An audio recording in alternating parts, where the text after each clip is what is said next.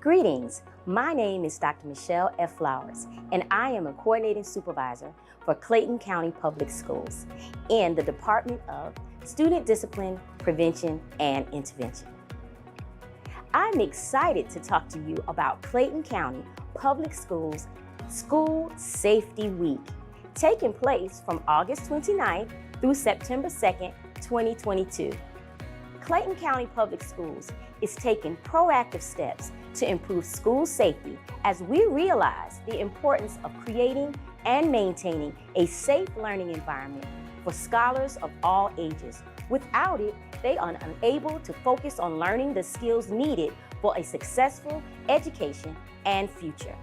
The purpose of observing CCPS School Safety Week is to promote school connectedness and school safety while reinforcing the district's commitment to creating and maintaining safe, positive, orderly, and restorative school environments. Here at CCPS, we value the safety and well-being of our scholars, teachers, administrators, and all employees. Greetings. I am Portia T. Lewis, a positive behavior interventions and supports district lead in the Department of Student Discipline, Prevention, and Intervention. School safety is critical to protect all from school violence. During School Safety Week, CCPS will have the opportunity to participate in many activities that will increase learning, feelings of school unity, higher levels of pro-social behavior, and decrease levels of violence. Through the observance of School Safety Week, every scholar will be able to name one or two adults who can be identified as a caring adult in the building. In addition, they will be able to identify at least one safe place in the school building. Lastly, everyone will pledge to remain safe and report any unsafe activities or safety concerns. If you see something, say something. We challenge every student, staff member, parent, and community member to join us in pledging to commit to a safer, positive, and violence-free environment. Remember, safety and security is a shared responsibility. Thank you in advance for supporting safety within Clayton County Public Schools.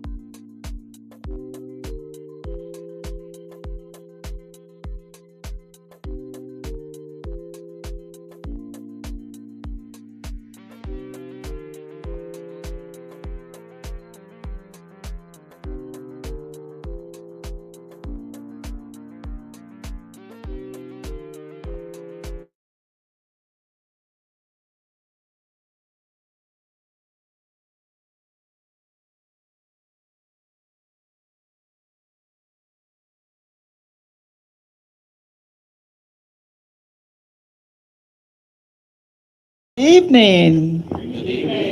We are so excited to be hosting Clayton County First School Safety Week. We're so excited that you're here. We will try to be as fast as we can. I know everybody's tired, having had a very pretty day, long day. With that said, I'd like to start off by introducing our dynamic, charismatic, caring superintendent, Dr. Moses J. Beasley. Please put your hands together and welcome him. And he will start off with making a few opening remarks, and then we go from there. Well, good evening, everyone. Welcome to Clayton County Public Schools as we focus on School Safety Week. Thank you for being here. To our honored guests, parents, and all familiar faces, clearly, individuals that we work with throughout the year and over several years. Thank you for helping us really promote the message that school safety is everyone's responsibility. Everyone's responsibility.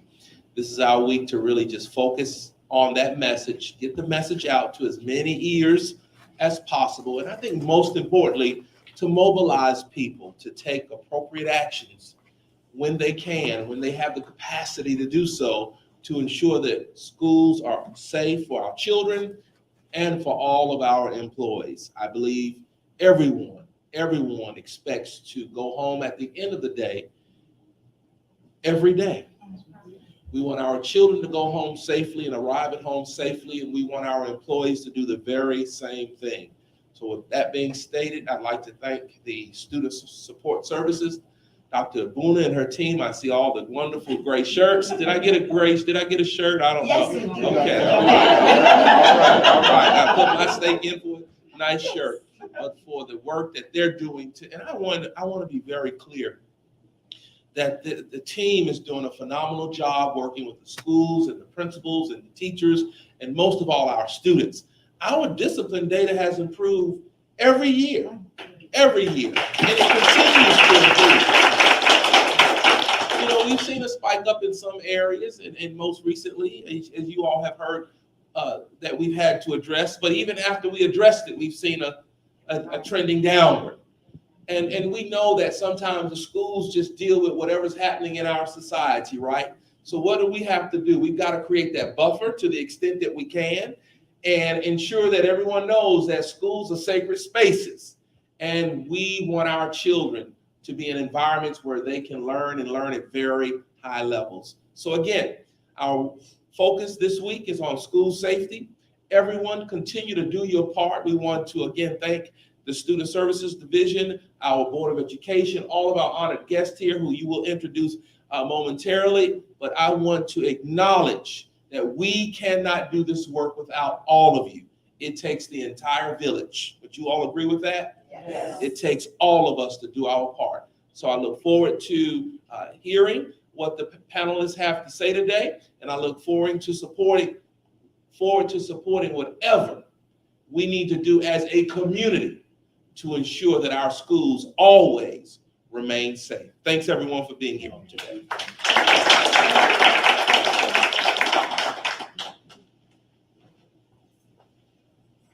Thank you, Dr. Beasley. Always excellent, as always.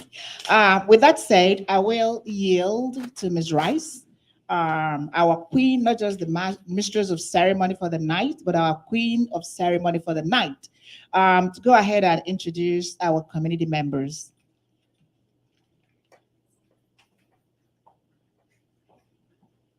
Good evening. Good evening. And thank you so much for coming tonight to be part of the solution. Like Dr. Beasley mentioned, at the end of last year, we hosted a series of community forums, and we heard from the community they want to be part of that solution. Instead of standing on the sidelines admiring someone else's grass thinking it's green, we choose to water our own grass to make sure we can get it just as lush and green as well. So again, thank you to our community members, our panel members, for coming out to be part of that solution. So we're going to begin with our community members representing the community for this evening. Dr. E has me very prepared up here with our papers. Our panel members, our panel facilitator is Miss Maxine Collier with, she's our outreach program coordinator with the Rainbow House. All right, our community panel members, Keith Roberts, Clayton County Police Department Chief of Police. We have Ms. Tasha Mosley, our district attorney for Clayton County. We have Dr. Cephas Jackson, a community member and ex-Clayton County Public School employee. Now, moving on to our parents. We have Rhonda Pittman, Aisha Brandon, Famana,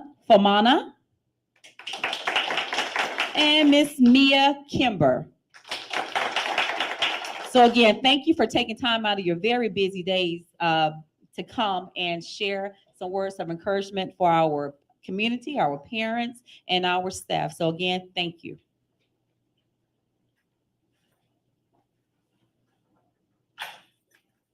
Thank you, Ms.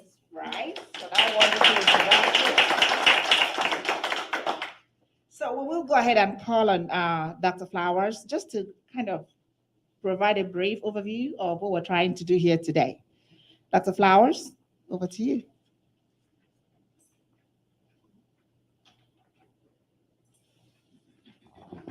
Good evening, everyone. I'm excited tonight to just talk to you about the purpose and the goals of our School Safety Week. In Clayton County Public Schools, we are taking proactive steps to improve school safety as we realize the importance of this issue and how it impacts our scholars' futures. A safe learning environment is essential for scholars of all ages. Without it, they are unable to focus on learning the skills needed for a successful education and future.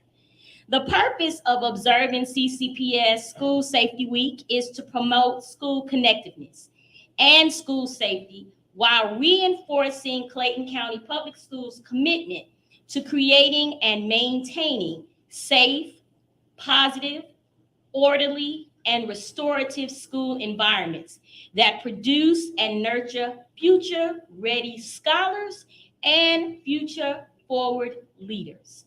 Here at CCPS, we value the safety and well-being of our scholars, our teachers, our administrators, and all employees. School safety is critical to protect all students and personnel from all acts of school violence and disruption. During this week, CCPS will have the opportunity to participate in many activities that will increase learning, feelings of school unity, higher levels of pro-social behavior, and decrease levels of violence. It is our goal that every scholar will be able to name at least one or two adults that can be identified as a caring adult in the building, which we call our CAB, and be able to identify at least one safe place in the school building. We challenge every student, every staff, every parent, and community member to join us in pledging to commit to a safer, positive, and violent-free environment. Together, we can reverse the violence and live in safety. Thank you.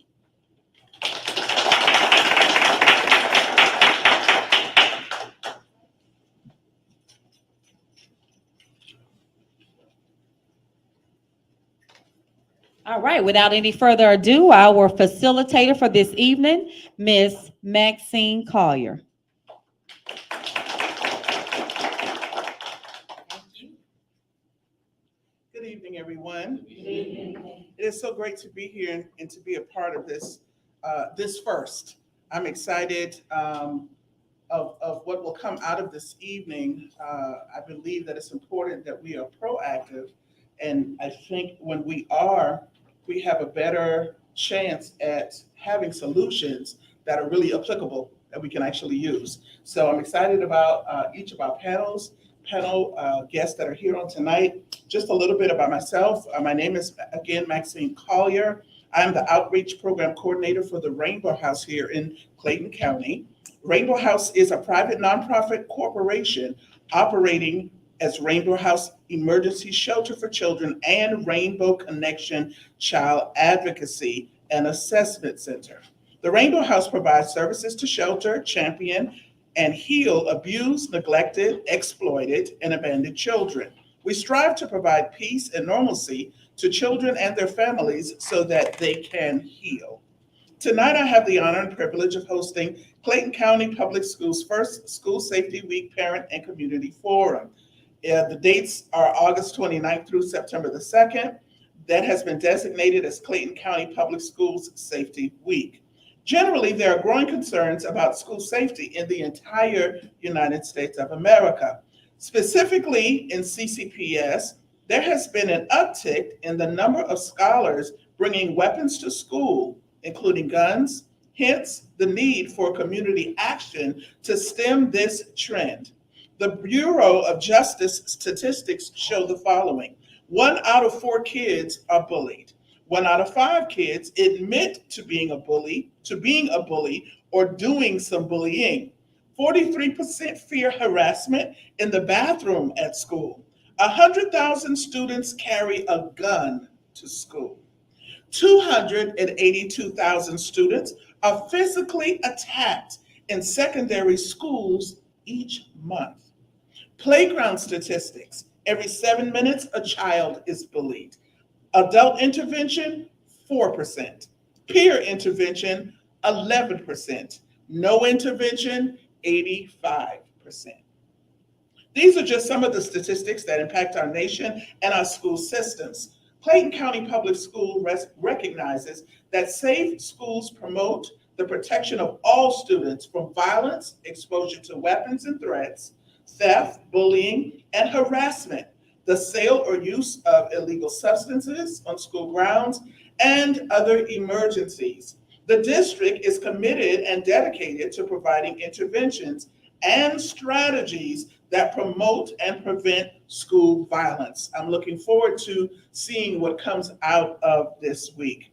So we're going to start with our questions, and we're going to just post the questions. I'm guessing maybe whoever wants to answer first could just maybe raise their hand and respond accordingly. Please hold your comments to a nice, brief, limited amount of time.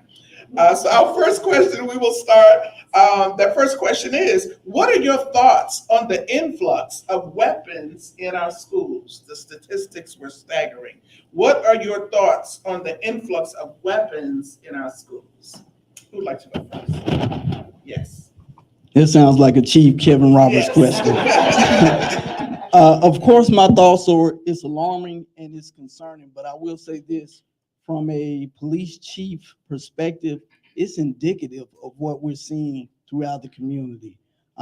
What you're seeing in the schools or what we're seeing just in general in our community, and what our crime trends indicate is that there are guns easily accessible to our young folks, our young scholars. And unfortunately, oftentimes those same weapons are involved in crimes later on. So as a community, anytime I get the opportunity to address the community, I stress the importance of us being responsible gun owners and taking our weapons with us wherever we go. And if we're not going to do that and we're going to leave it in the vehicle, which I truly ask us not to do, secure that weapon in some type of lockbox affixed to a fixture in the car, like the seat or something that's not so easily removed just in passing, because the thefts we see are thefts related to time, meaning opportunity to grab something and go pretty quickly. So let's make that less appealing and hopefully enhance our safety. But what we're seeing in the schools is indicative of what we're seeing in the community as it relates to guns. Thank you so much. I'd like one of the parents to please comment on this as well. Okay, I'll comment. As far as the thoughts of the weapons in schools, as in running a group home, a shelter where we have 20 kids that attend the public schools, schools should be a safe place for them to go to. They should not have to be concerned about what they will face if they go into the classroom. They should not be concerned that if they answer a question, that they'll be later bullied for answering that question. Guns in the school right now, we have had a couple of instances that we have had to intervene because our children have come home to say that they've seen a kid in the classroom with a gun. I, for one, was a little baffled to know that because I'm thinking that we have other security measures. I know that we're trying to put things in place, but as parents and as volunteers, as teachers, as community leaders, any child that we see, we should be having that conversation.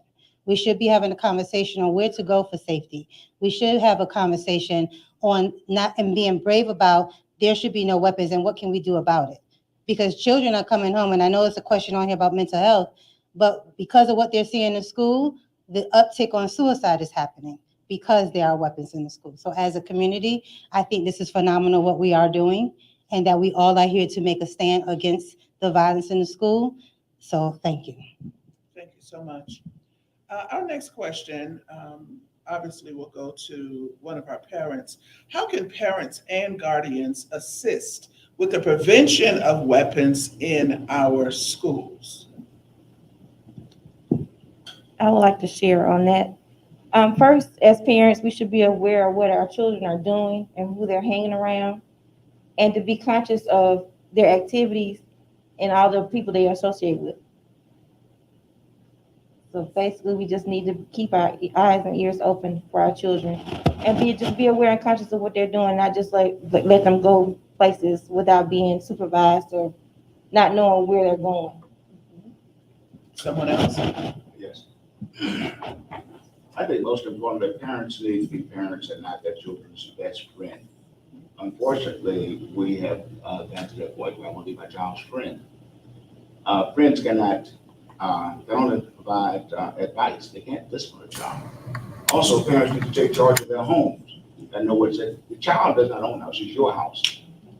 Parents don't go in the child's room to know what the child has in the house. They say, well, the child has a car. I don't look into his car. If you're paying to know what belongs to you, so parents should step up and be parents and not best friends.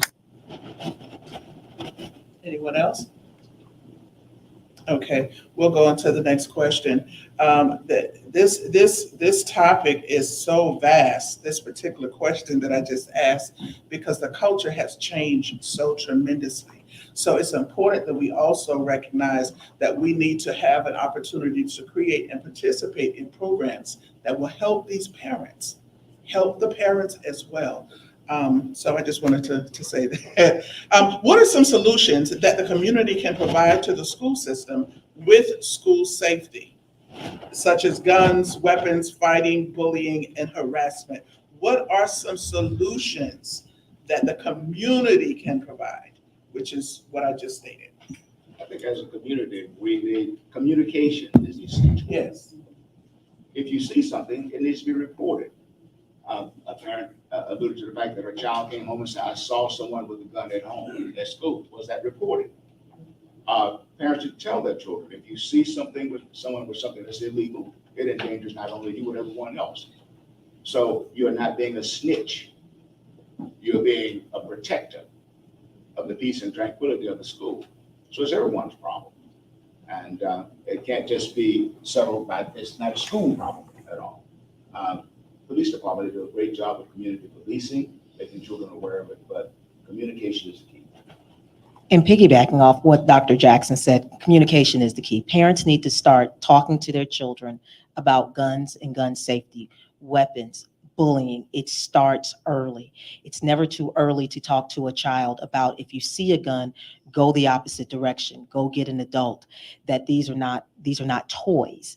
For the parents, if you have a gun at home, Chief Roberts and I, we've probably done gun safety forums, at least 3 or 4 this year, where we've given out gun locks, where we've spent money to give out gun locks to parents. So the people like, hey, if you know somebody that has a gun, this is something where you can put it in there, keep it safe, so that we don't see children who are harming themselves or going out and harming others or committing a crime with the guns, breaking into people's cars, like Chief said. So it starts at home. That is the biggest thing that the community can do for us, because unfortunately, if chief has to step in and deal with them, I'm the next step. And there are laws that pretty much tie my hand. I have very little leeway. For the past 3-4 years, my colleagues, and when I say my colleagues, the other 49 district attorneys in the state and the solicitor generals, I think there's about 19, 20 of them. We've been fighting for the last few years, HB 411, which is something that some Republican senators and representatives have come across, where it basically want to take away our freedom to not charge certain crimes. I've got some colleagues, people are smoking marijuana. Right now, I promise you, I'm not worried about marijuana. I'm worried about murders. I'm trying to get to the murderers. Well, if this House bill passes, guess what? I don't have the right to sit there and say, you know what, I'm gonna send you to diversion, or I'm not even gonna deal with that because I've got more serious. I would have to prosecute or do something with everybody that comes in. They're trying to take away our prosecutorial discretion. So as a community, one, get out and vote. I need for you to understand who you're voting for. Please don't listen to, oh, my vote doesn't count. Yes, your vote does count. Those people who are telling you that your vote doesn't count, it's a reason why. They don't want you to come out. They don't want you to come out and vote. So we need for you to get to the polls and vote and let your voice be heard, because there is a movement to basically tie our hands. And once my hands are tied, I have to follow the law. And we're all not going to like some of the rules that are coming out. So communicate and get involved. That's what I need for you to do. Anybody else? I do have a comment.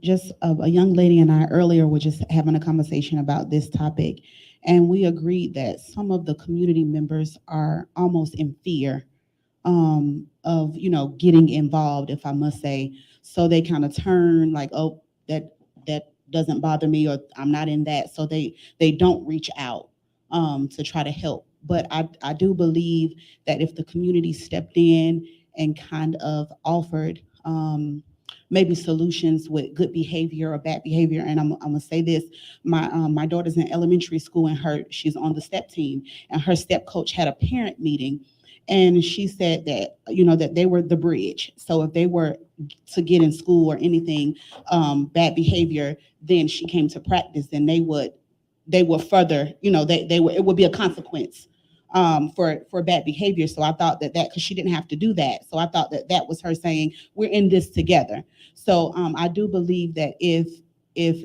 fear wasn't there and the community kind of stepped up and said, hey, if you have a handful of students that are, exhibiting good behavior, then I can do this. Or if they're bad, then we can do like, hey, you come, back in my day, you come sweep my porch and you come mow my lawn, it's just as a consequence. So they'll understand that there are consequences, for your behavior. Thank you so much. While we're on this topic, I'd like to pose a question to the DA or the chief. What is the legal process for students that are charged with possession of weapons on school grounds or serious bodily harm? I think a lot of parents aren't even aware of what the consequences and how severe they could be. So we can make that more vocal. The parents, it would definitely give them more to communicate about. Well, listen, parents, the kids, for the longest time, I'm just going to be honest. When I was SG, the kids would always say the juvie court is catch and release. They get caught and then they're released. Juvie has its own little rules. It's very interesting to say the least, because it is more of a touchy-feely court than Superior Court. But it's changing. It has changed. We have a new chief judge. And so if your child is caught with a gun, it's not one of the 7 deadlies or the SB 440s, but the likelihood will be that your child will be brought before a petition will be filed. They will go before a judge within 3 days to enter a plea of guilty or not guilty. And I use these terms from Superior Court, but it's delinquency. We talk about a child being delinquent with those crimes.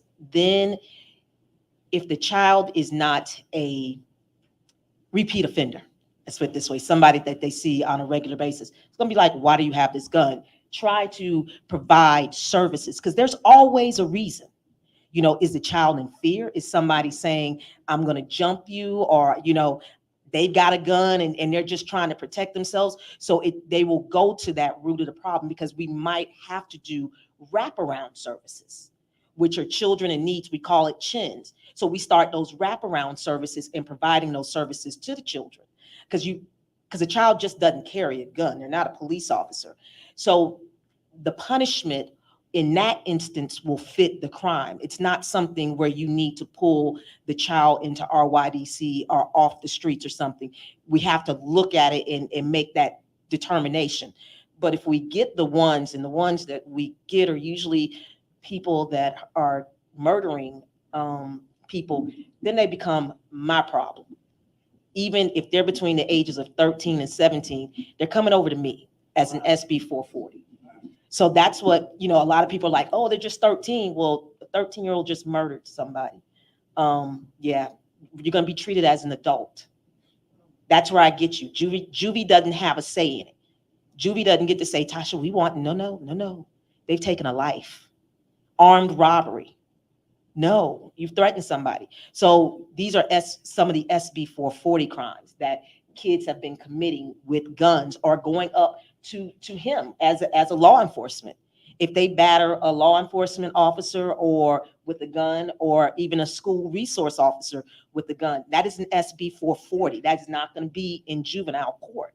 So these kids need to understand that, that you're coming over, if you're between the ages of 13 and 17, you're coming over to Superior Court and will be treated as an adult and not a child. So that's part of the process for juveniles. It moves a lot. Juvenile court moves a lot quicker. We have, 10 days to have the trial and everything like that. And I keep saying trial, it's a hearing. And they will find a child either delinquent or not delinquent. And like I said, based upon the child's previous contacts with the juvenile system, the punishment will be based upon that. And we have found, like I said, majority of kids need wraparound services. There is no supervision. They're getting in trouble. Well, let's help the parents find some supervision when the child gets out. What do we have out there in the community? We now have, a YMCA at the Flint River. Maybe that's a place that they can go and, do something proactive and not be a problem to the community, and their parents can go get them afterwards. So they're always searching for those community partners to put those children that just need supervision, because that's what we're finding. The number one problem is a lack of supervision. People are treating these children like they're adults. They're not. They're children. Chief, did you want to respond to that? No, the DA was quite eloquent in her explanation. The only thing I will add is that the only difference for Clayton County police officers is where we deliver them. To the DA's point, depending on the charge, we will take them to juvenile court. But if it's something serious, as she referred to a murder, we're taking them to jail, and they'll be charged as an adult would for that serious, heinous crime, and then it falls into the DA's shop. But let me add this. The Clayton County Public School System, the district attorney's office, your solicitor's office, and the Clayton County Police Department, we partner together regularly to create opportunities for success for our scholars, our young folks, and we won't stop doing this. Now, I wanted to add this caveat on the last question. What can we do to help our community? When we think about single parents and single parent households, there's a lot of parents that probably can't see this right now because they're at work. But what we're doing is we're embracing technology. And when we have these types of dialogues, we should be recording them for future use for those parents who have to work 40, 60, 80 hours a week, and they just can't make it to the PTA, or they can't make it to these type of forums, but they can log on to a website, the Clayton County Police Department website, Facebook page, Clayton County Public Schools, and we make these things available to those parents so they can see this at a later date, hopefully with their child who's a student, to gain better understanding about the opportunities and wraparound services that are available and what we can do collectively to achieve success for our scholars. Thank you so much.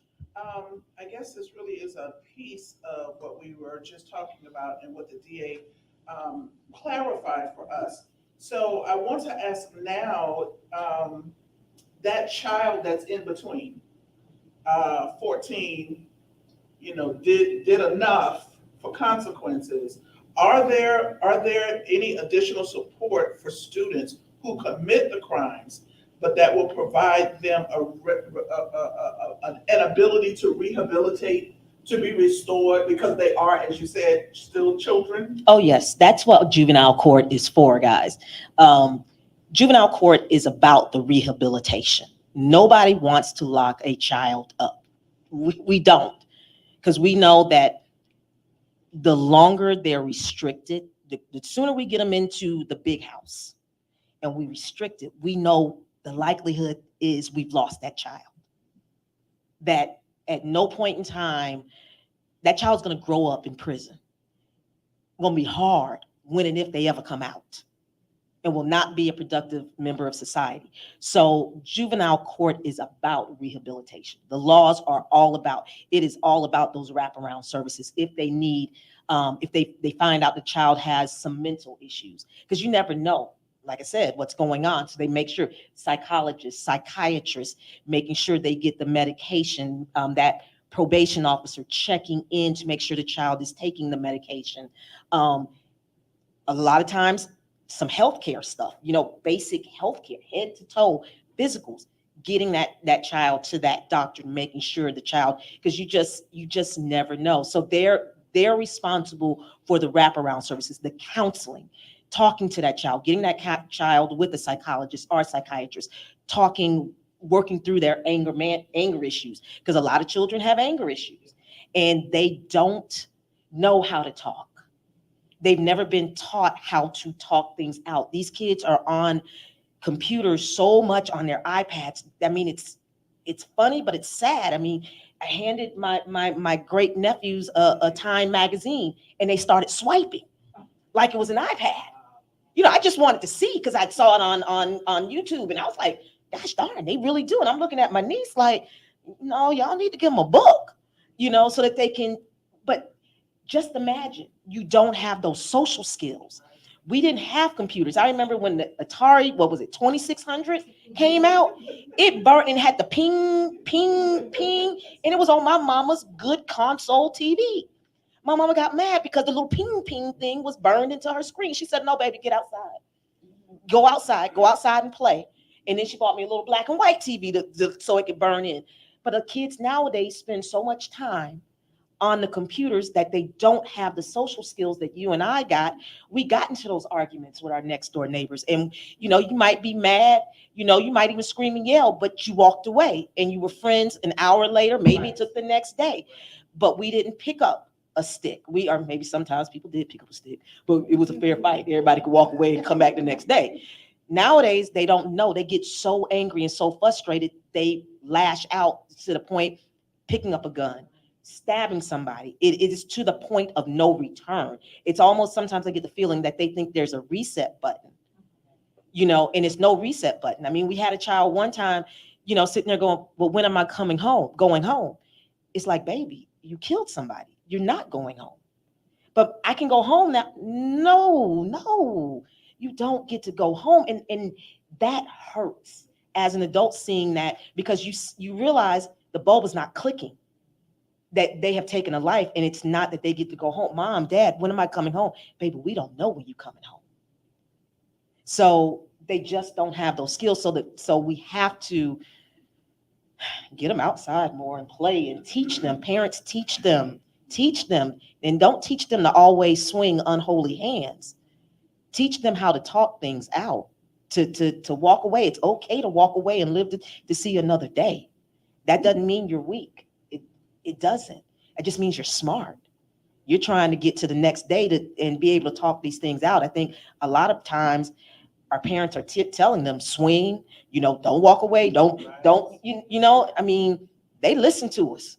So parents, because listen, if somebody's child get hurt, they're coming to sue you and take your stuff because your child has nothing. So it might be best to tell your child to walk away and live to be another day. And maybe they will be vice president of a corporation. And they'll be able to look at that child and say, you used to talk about me like a dog, but look at where I'm at. I'm making $500,000 because I use my brain and not my fist. Thank you so much. We're going to go on to another question. Cyberbullying has become a major problem among youth and the ever-growing social media platforms. Should parents and guardians monitor their students' social media accounts? We're going to go with the parents with this one. And then, do you have any suggestions for our parents or guardians on social media safety for their scholars? Yes, what parent would like to take that? Yes, sir. Go ahead. Yes, by all means, parents need to monitor them. He's got it. Turning it over to you, Mr. Oh, okay, sorry. I was going to say the same thing. I would say absolutely. We need to monitor, the social media accounts. Social media accounts are, it's like we're giving a stick of dynamite to our kids and expecting them to be able to know how to handle that, and understand what's going to happen from that. And so as parents, we definitely have to monitor that. There are so many things that happen on social media. The majority of our fights, the majority of our disputes that happen between our students, it's either group chats or social media. It's posting pictures, posting videos of fights, those types of things.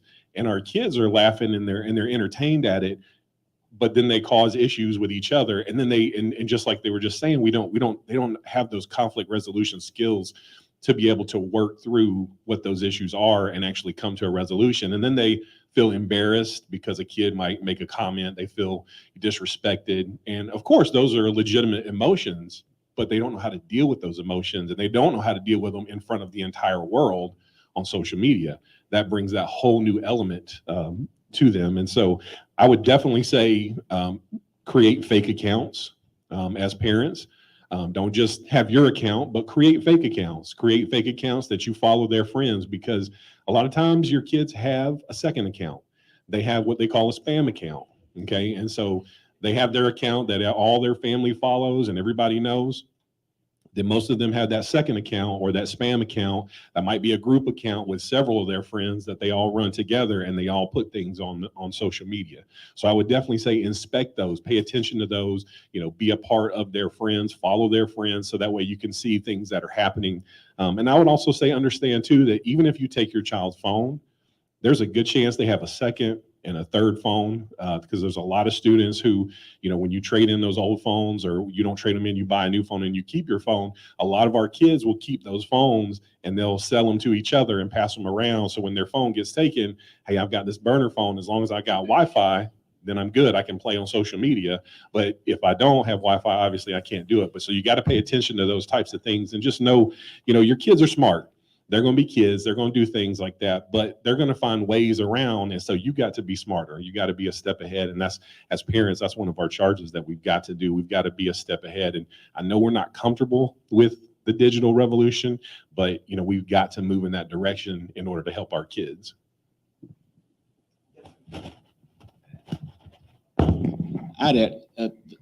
My comments exactly, my sentiments exactly. I'd add only one thing. When you find out something, notify the authorities. If you see bullying going on or anything of that nature, you need to block it from your child, and also notify the authorities. That's what that communication piece again, for you to know it as a parent and just shut it off and not carry it further. Because these things that start at home on social media in the streets end up in our schools if they're school-age children, because they come there for the purpose of retaliating or for the purpose of feel that they're going to be attacked, so now I need to defend myself. Thank you so much. He eloquently answered that question. He sounds like an expert. I'm taking applications for police officer. but that being said, I just wanted to echo what he said with an example. We had a fight earlier this year that was posted on social media, and it was an active fight over a weekend where a young lady was being attacked in a house. And we actually responded to that location. And upon that initial contact, the people inside wanted to lead us believe there was not an offense taking place. But because we had some reliable support in the community who were active on social media, keeping up with what their kids were doing, we were able to gain entry and possibly save a young lady's life. So he is so very on point with the recommendations. I have nothing to add. I'm retired Homeland Security, and one issue that we faced a lot were verbal threats that would be considered terroristic threats. With there being such a big rise in children, students making threats, for our parents, can you all briefly share the difference between something that is verbal? Is it just as illegal as it is if it's on social media and they type it in, please? It's all illegal. If you say, I'm gonna beat you up to your face, illegal. If you type it up, if you come to school tomorrow, I'm gonna beat you up, it's illegal. If you say, I'm gonna blow up your house, illegal. I'm gonna blow up the school, illegal. Anything where you're gonna do bodily harm to somebody, illegal. Damage a building, illegal. I can't think of any threat that's not illegal. The threat of going to school, not illegal. The threat of cleaning up your room, not illegal. You know, threat of putting gas in your mom's car, not illegal. But yeah, if they're gonna, verbal, written, it is illegal, and you can be prosecuted for that but as a juvenile, it will be a delinquency hearing that will be held in juvenile court. But yeah, adults over in superior court or maybe state court, depending upon the level of the terroristic threat. Okay. So with that being said, I want to ask again the chief or the DA, does the district attorney's office provide any support to the community in educating students regarding this type of dialogue that used to be considered, oh, I was just playing, oh, you know, is there something in place that's ongoing in our county? I tell you, ever since was the SG Solicitor General, I was first elected in 2009. So this is 13 years. I've always come out to the schools and provided anti-bullying, cyberbullying, gun locks, you name it. We provide the literature to the parents. Also places where they can get more resources than just us. So we're out there. I am out there in the community. I don't send, the only time you send or see a representative from my office, that means I'm somewhere else that day doing a community service project. So in school supplies that we hand out, like this last time, we put in anti-gun, anti-gang and gun safety tips. We did a gun safety tip forum in the morning, Saturday, 2 times at 10 o'clock and at 2 o'clock, also with safety virtually up at the PD. So we're always doing stuff with PD, with the Solicitor General's office, attempting to educate the county and educate the kids. So when a teacher says to me, Tasha, I need you out, I'm there. I tell my people, y'all cover court, I'm going out. And people have literally bought me individual children to sit down and talk to them. And I will sit down and I will talk to them and let them understand this is the path that you're going down. And once you go down that path and you get that reputation, it is hard to undo that reputation. And people have to understand that a lot of juveniles like, oh, my juvenile record is sealed. No, it ain't. Never think that. There's always a way to get to what I need. University of Georgia school system. They want to know if you're going to come in and you're going to steal from your roommate, steal their computer, or steal from them. They're going to know. So never that old fallacy that your record is sealed and nobody can see it. Yes, somebody can always see it. And it's usually law enforcement, me, United States Army, the armed services, they're always going to be able to get hold of that stuff. So that's why we tell people, because people are youth. We were all dumb as youth. We made stupid mistakes. Thank God there weren't cameras around to record it. But there are cameras around to record y'all. And when it gets on the www, which is the World Wide Web, we cannot pull it back. So don't make our mistakes. Just try to live clean is the best way I can tell them. But hey, if somebody says we need help, and Dr. Rice can tell you that, I will be there. That's one reason why I'm always giving out school supplies, so that they can see me and they see that I care. I prefer to see you there than to see you on the 4th floor or the 3rd floor at 9151. Thank you. And let me also say that these responses from both our chief and the DA are not for just those of us that are here, but the viewers. You want to make sure you know she is saying, call her and she will be there. Okay. All right. So I have another question for a parent. How can the community, parents, and or guardians help the school system with fighting? Fighting being a big issue, not just locally.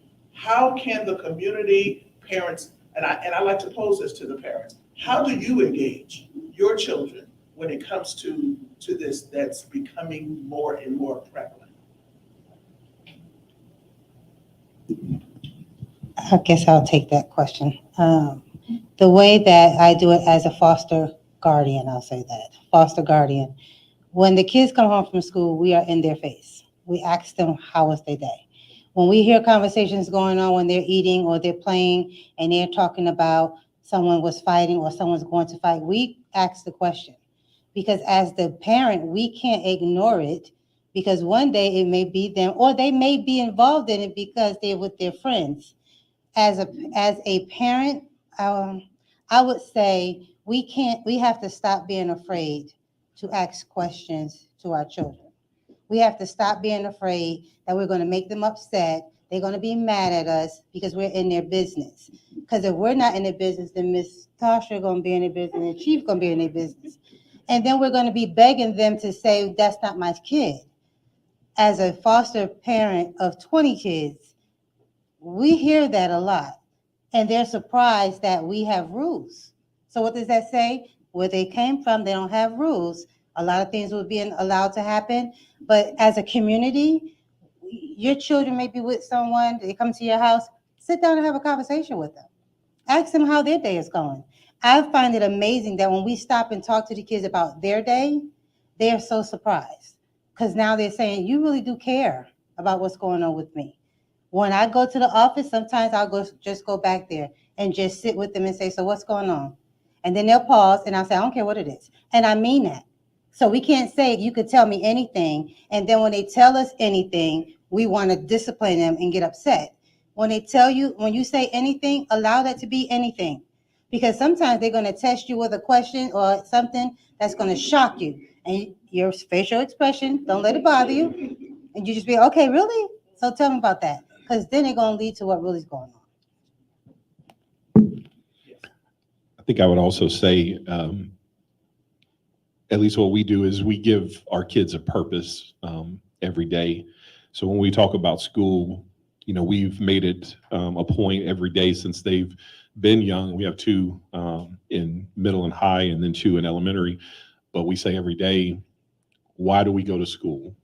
And we expect them to understand our purpose is to learn and to help people.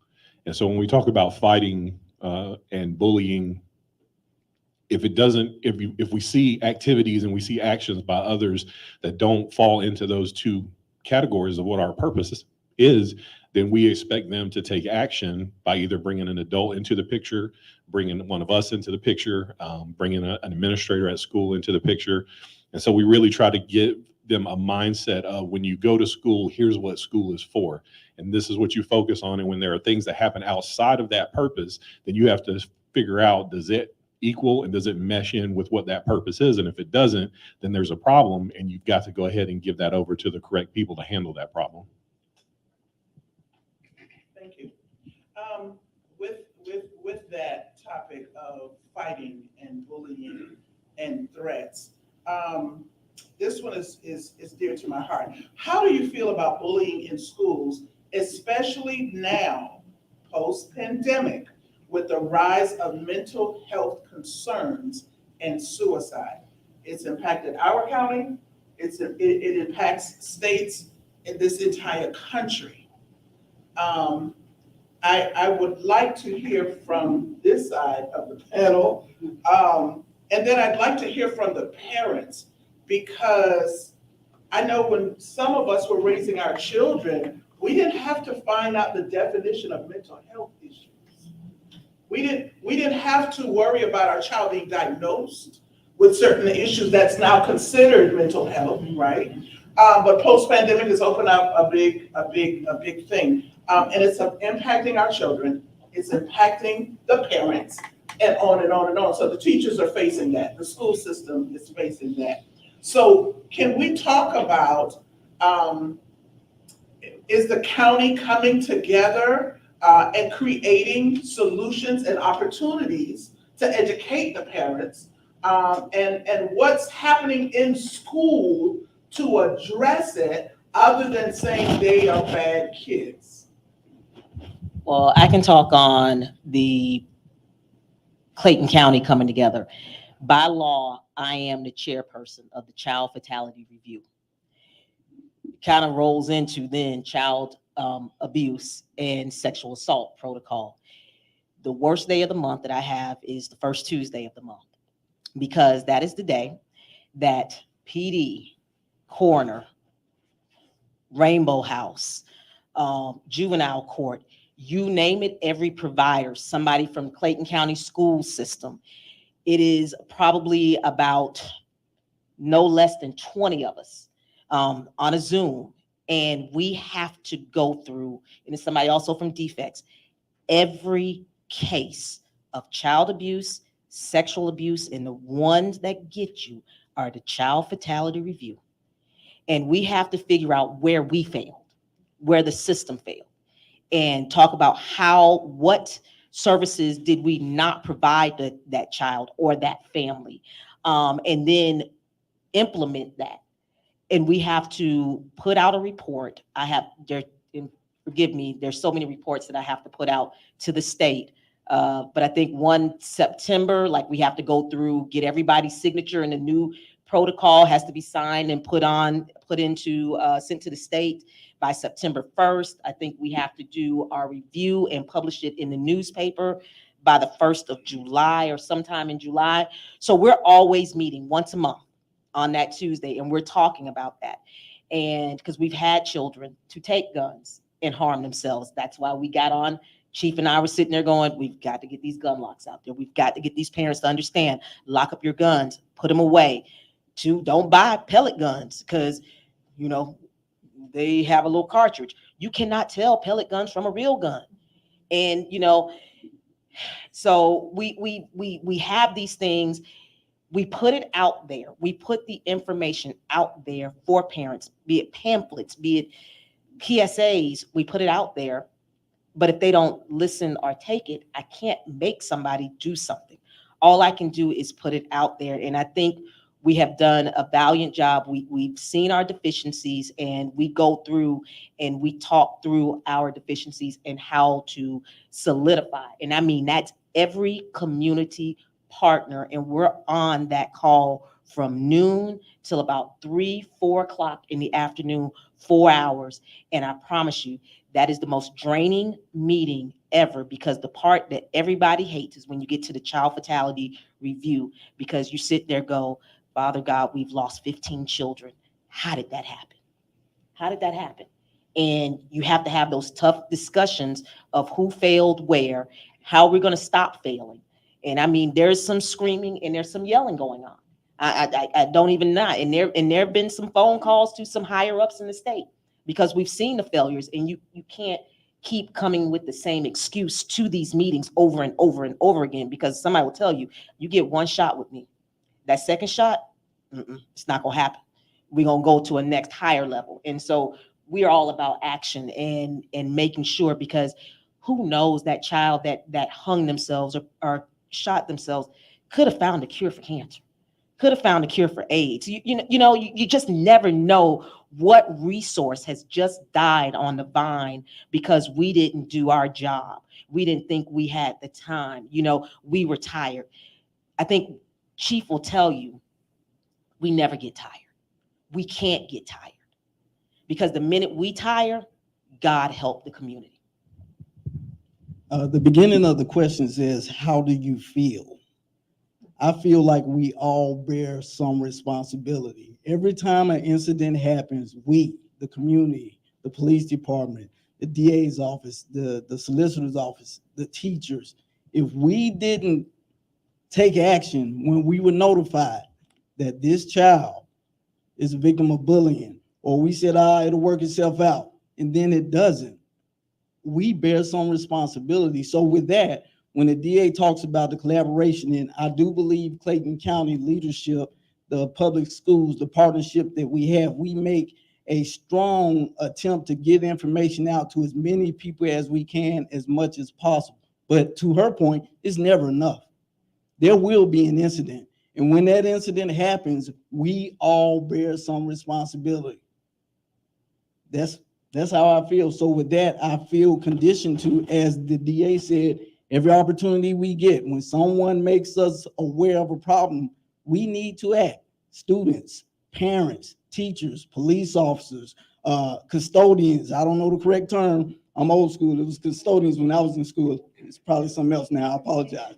But when those things are made available to us in the community as a whole, we bear some responsibility to act, notify, and get that child the assistance that they need to feel safe in this space. The chief and the DA have responded in such a way that it actually allows an opportunity for a challenge. The DA said, we take responsibility, we take a level of accountability, doing all we can, but if the parents do not utilize the resources that are made available, so I'm going to ask the parents, what more can you do? Not just for your house, right? Most of us live on the street. What can we do to get the word out that parents would be more engaged? You live in the house with your child. You see behavior that's modified, right? That's not, Pookie doesn't act the same, right? Something's going on. All right, but what can you do? Do you reach out to the school, the counselor? I don't know if there's still guidance counselors in school. Do you reach out to them and say, hey, I've noticed some things, to their teacher, their main teacher, I've noticed some things. Can you please let me know if you see anything so I may need to get Pookie some help, right? What do you do as parents? And what can you do more?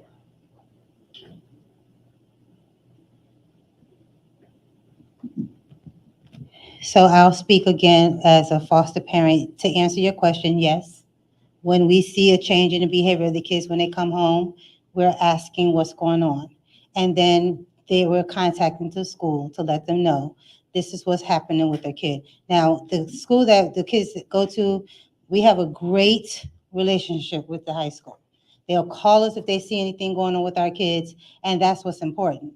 As far as what we can do, we need to pay attention to our children and not allow them to stay behind closed doors all the time, not allow them to be in their room with the door closed and talking on the phone to all type of night, because those are the times when they're on social media and they're being bullied. They're being treated as if they don't exist. There's a lot of things that's happening at night when they have access to their phones and we're not watching. Someone said it earlier about having access to their social media, is imperative, because we've had to deal with bringing counselors in to talk to our children because one of their kids, their friends committed suicide.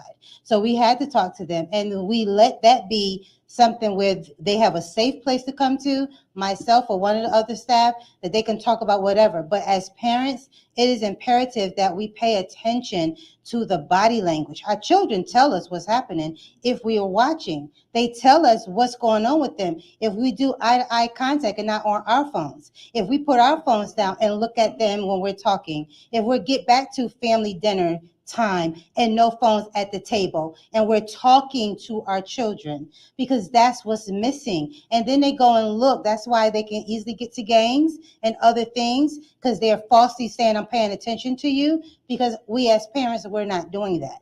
We're not asking the difficult questions, and we're not allowing them to ask the questions. We're saying, I'm the parent, you just do what I say. And just the piggyback, last year we had a meeting with pretty much the entire school board, and they were talking about resources.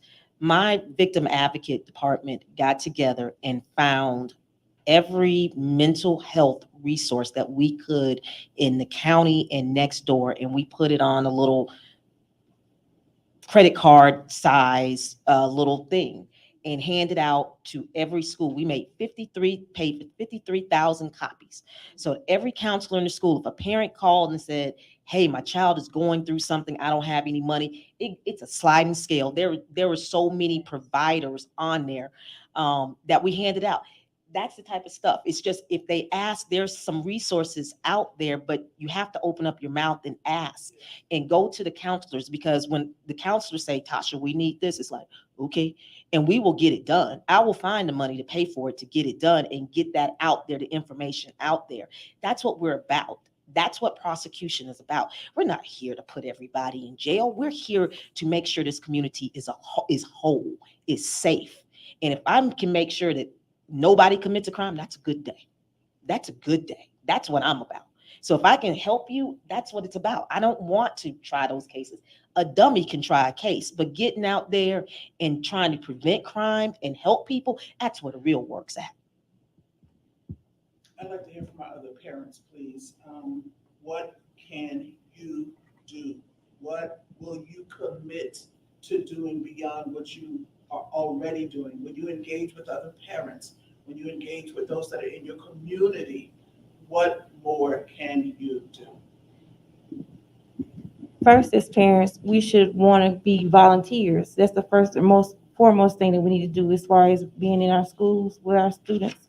We need to volunteer and see what's actually going on in our schools, and reach out to the teachers and the counselors and see what they need help with. And yes, they do have counselors who are there to help and support. But as parents, if you have issues, you need to reach out to the teachers, and the teachers will direct you to the counselor. The counselor has various resources they can share with you, so you can help with whatever problems you're having with your students. Can I make one comment? I have a 14-year-old, and I talk to him often. But I at one point I did overhear him say, as all kids say, snitches get stitches. So I had a real in detail conversation with him about what he thought that meant. Where did he hear it from? You know, just talking to him, getting his point of view, because I wanted to make sure that that wasn't something that he took on himself. I do agree with the comment down here that if you see something, say something. So my comment would be, and I'm not sure if there's a safe way for them to say something. Is there like a anonymous, line or maybe I know it's funny, but my husband and my kids, they have like a little call, like when he whistles some kind of way, they know, come here. So is there, something like a communication that they can have with, I know Dr. Flowers said, someone safe or someone that they can trust. So all I got to do is look at you a certain way or say something, and someone is on alert. So that would be my suggestion, because the kids are kind of scared. Like, if I say something, then I'm gonna be the next person, involved in a fight, or I'm going to be the next person that they're picking on. So instead of me getting picked on, they're just not saying nothing at all. And I think that, this it's not helping. It's kind of adding to the issue. So that would be my opinion. Now, I was going to add to just what they just said, about being tireless and they can't sleep, they can't rest. I mean, that is our job as parents as well. And as hard as parenting is, and there's no book, and there's no reward in terms of people, congratulating you and telling you what a great job you did. the truth is, I mean, it is tireless work. We have to come home and know you've got to engage, you've got to put your phone down, you've got responsibilities, you've got to pay this and pay that, but you've got souls that are standing right here before you that you have opportunity, right? Like an arrow in the hand of a warrior, to shape that arrow so that when it goes out into the world, things can change. And so you can't take for granted those moments, as tough as it is when you're tired and you just want to sleep and you want to push them away and tell them, hey, we'll deal with it another day. That might be that one time where they need you to listen to what's going on. And so you've got to do the same relentlessness that they're talking about, that tirelessness. You've got to pursue them in that same way. And I'm talking to myself, when I say this, we've got to be a part of that push, that our kids have to be able to trust us and know that no matter what happens, even if you don't tell me the truth, I'm going to find somebody who's going to tell me what's going on. And when they understand that, then they'll finally go, okay, I might as well give it to you because you're going to find out anyways. And so with that relentlessness is important, for our kids to see from us as parents, that we're not just going to give up and let them do, however, whatever situation is taking a hold of them in regards to this. Thank you so much. We're going to shift just a little bit. We're going to go back talking about gun violence. I have a question that I'd like to pose to the parents on the left first. Responding to a wave of gun violence in American schools and communities, some state lawmakers want to pass legislation that will permit local boards of education to allow teachers to carry a firearm. What are your thoughts and or concerns, parents? I'm gonna go first.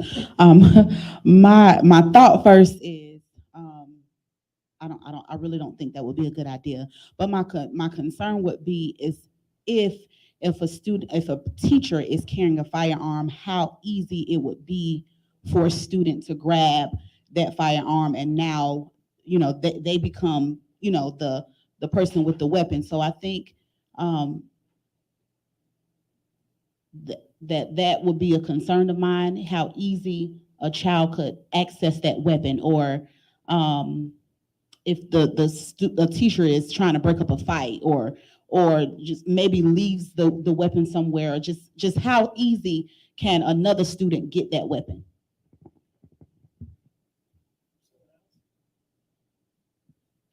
My concern would be, as far as we'll go back to like mental health, we need to consider like the teachers, should they be allowed to have it? They need to have a mental check, because you don't know, they're under a lot of stress, and anything can just register and it just click that one day they just want to shoot the gun. So I'm just concerned about the staff, the teachers, and the students that'll be involved in that classroom. We need to consider checking their mental health before they're allowed to have firearms in the school.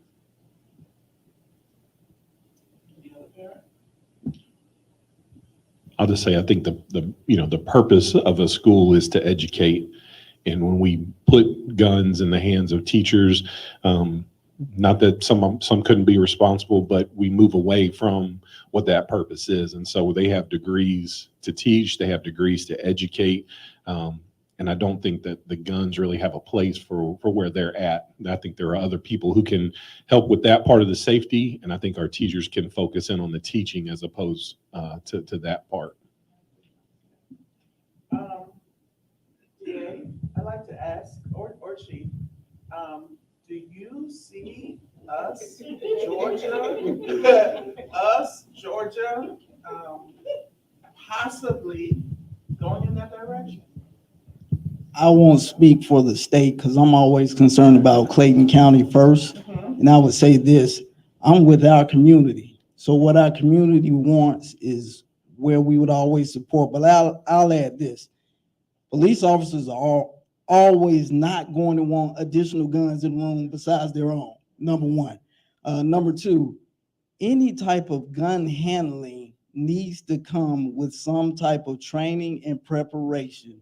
And what our parents articulated over here about mental health checks and background checks, I think those things should go with firearm ownership, period, but I'm not getting into politics.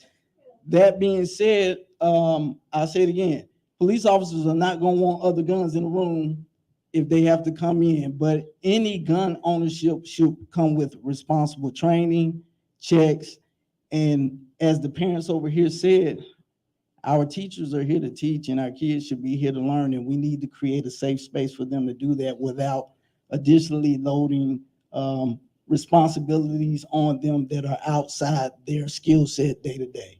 So if I walk into a classroom, the students shouldn't be expecting me to teach them calculus or algebra in the same way our teachers come to teach. I'm not asking them to be the police. That's my opinion. If we allow teachers to arm themselves, then I think we're sending a bad message to our students that it's okay to arm yourself for protection in the schools. The only individual with a weapon in the school should be a licensed, trained law enforcement officer.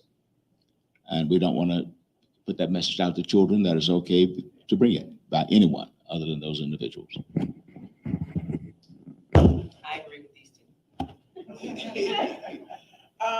Next question. If elementary school-age scholars, middle and high school scholars commit violations that involve such weapons and serious bodily harm, do you think parents and guardians should also be held accountable? If so, or what would accountability look like? Actually, in juvenile court, they kind of do that process. They want to know. When they come over to juvie, the parents are there with their child, you know, what's going on. So when I say wraparound services, chins, the parents are in there too. They are in there when the child commits that crime. Now, should we prosecute them, charge them with something? No. Some of these parents are, honestly, these kids are coming from single parent homes. They're doing their level best to provide for Junior. They're working 2 jobs and they just trust their kids, and they forget that they're kids, and what is punishing them going to do? You know, I'm going to take money away from them. I'm going to take them away from their child. Their child is going to need them. I just need for them to learn better life choices. Maybe there's some parenting classes they need to take. And I know that juvenile court does that, you know, provides parenting classes. So making a law where we punish the parents, unless there's some type of like gang activity and mama is the head of the gang and she running that gang, then that's a whole different story. But if mama's out there and she's working and she has provided, you know, some type of oversight, and Junior just decides to climb out the window from the babysitter and go get into some trouble with his friends with a gun, why am I going to hold that mom accountable? She is doing the best that she can, and she has provided some parameters. But kids, like we said earlier, kids will be kids. So I'm not for punishing those parents who are truly doing their best, who are truly parenting their children. That I don't need that added stress. I've got enough. I feel that should be on an individual basis. When a parent's doing his or her best and the child still strays, then we provide those services. But if a parent is not, the opportunities have been that they won't come to school, they haven't tried to work with the authorities or the school or anyone else for the purpose of correcting the misbehavior of the child, and the child is not accountable, then who else is accountable but the child? The child doesn't own anything, the child is not employed. So if the parent is not being a parent, then he or she needs to be. I worked in Texas and we assigned parents to parenting classes. And if they didn't attend them, then we sent them to jail. But if the child was dysfunctional, the judge worked with us, and that's what they did. Would any of the parents like to respond? Okay. Y'all agree? All right. That's good. We're on the same page. We're on the same page. That's about the end of our questions. But I am going to ask for our viewers, not just for those that are in the room, if Clayton County DA office, chief, anyone, including the Rainbow House, can provide any type of community support programs that maybe the county is not aware of, and that you're able to actually just share with us now that the viewers can hear it later, please feel free to do so at this time.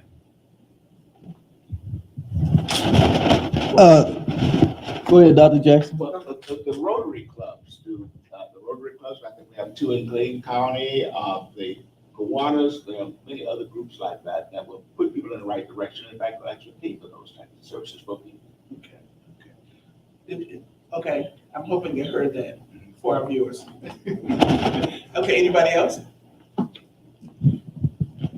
The Rainbow House does have parenting classes. We do substance abuse classes, not just for the children, parents who are in our facility, or who are attending our advocacy program, but for the community at large. So if there's anyone that wants to reach out, they can always come to our website and then they'll contact us and we can let you know. But we do have parenting classes, substance abuse counseling and classes open for the community.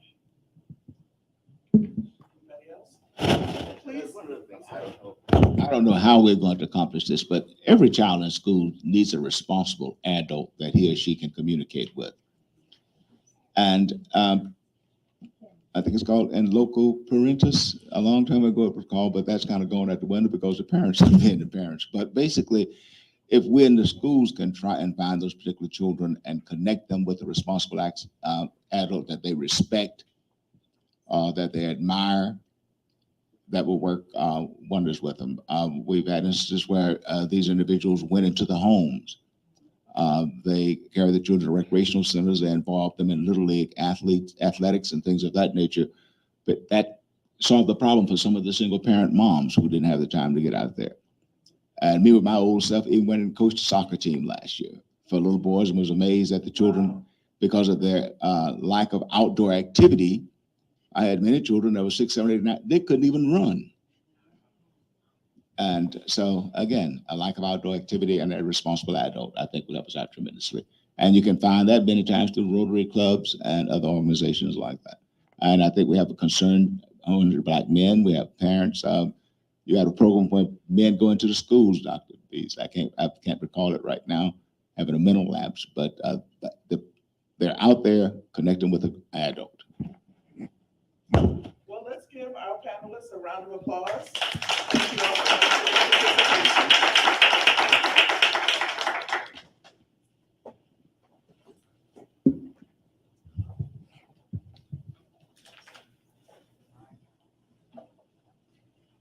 Thank you so much, Ms. Collier. That was awesome. And then thank you to our wonderful community members and our great parents.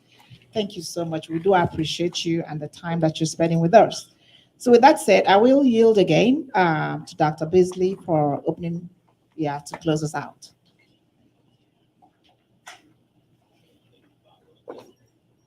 Thank you, Dr. Bloom. To the panelists, thank you all. I just wanted to close out by sharing, we do have very powerful, impactful relationships with the DA's office, with Clayton County Police Department, all the other police jurisdictions, the juvenile court system, Judge Butler, with a host of agencies. I should remind all, under the school district's app, there is a See Something, Say Something function that allows students to report things anonymously. And it goes directly to individuals that respond immediately. I see Chief Walker, who's over our Clayton County Public Schools Police Department. So that's a resource. We want to always encourage, as you probably know this, most of the weapons that we've confiscated, and we are seeing a trend downward now that we have body scanners in our secondary schools. So we're very pleased of the impact that they're having. But most of the weapons we have confiscated, students have reported those. And I wanted to say this is important to state.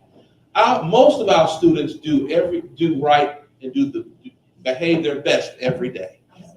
Most of our students do the right thing. They are coming to school to learn.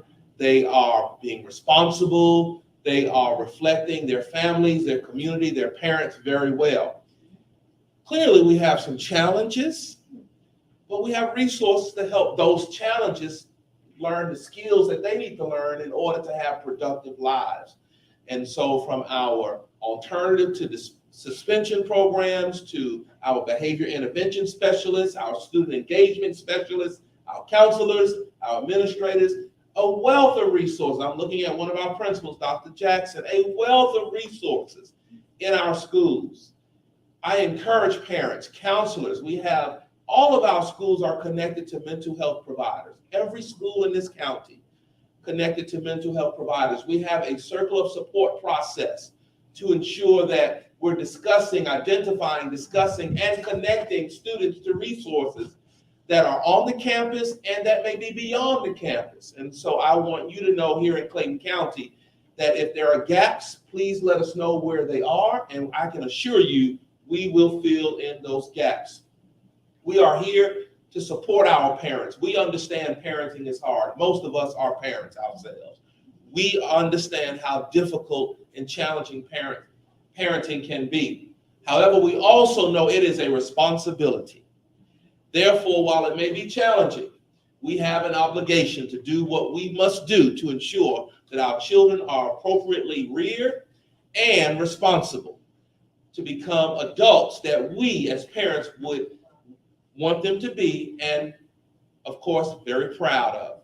So I just want to close by saying, if you need help, if you need resources, please feel free to reach out to your local school. The counselor, if you know the counselor, and you mentioned every child having access to a caring adult. That's one of our initiatives in the school system, a caring adult in every building, the CAB initiative. Every child. Parents, we need you to volunteer. Thank you all for being here. That's the Village on Patrol that Ms. Rice is leading and on a consistent basis, recruiting families and parents and others, community members to participate and help us become the ears and eyes of our schools. But at the end of the day, and with all of our best efforts individually, it takes all of us collectively to make a difference in our community. So in the near future, we will be having a community conversation to talk about safety, discipline, and learning. And I want to encourage all of you to stay tuned, to lend yourselves, to support, volunteer, lift our schools, our community, and let's continue to make our community one of the safest communities for our children. A community that prioritizes its children is a community that is always focused on safety. So thank you again. Thank you, Dr. Abuna. Thank you to the Discipline Intervention Department. Thank you for really leading this effort. This is our first school safety week that I'm aware of. Yes. As a district. While we're always focused on school safety, this is our first official designation of School Safety Week, and it will not be the last. Again, to our panelists, thank you for all that you do to support and to lift and serve our community. To our parents, thank you for taking out time. I know you got to get home and try to get some homework done or make sure it was done before those children go to bed. Thank you so much. And to all of our employees and staff who are here, thank you for planning this event, for being here today. To our parents and others, and to those of you that are watching, thank you for listening, and thank you for taking action to help us focus on safety in our school system, not just during School Safety Week, but every day of the school year. Have a great afternoon, great evening, and we'll see you at the next event. Thank you.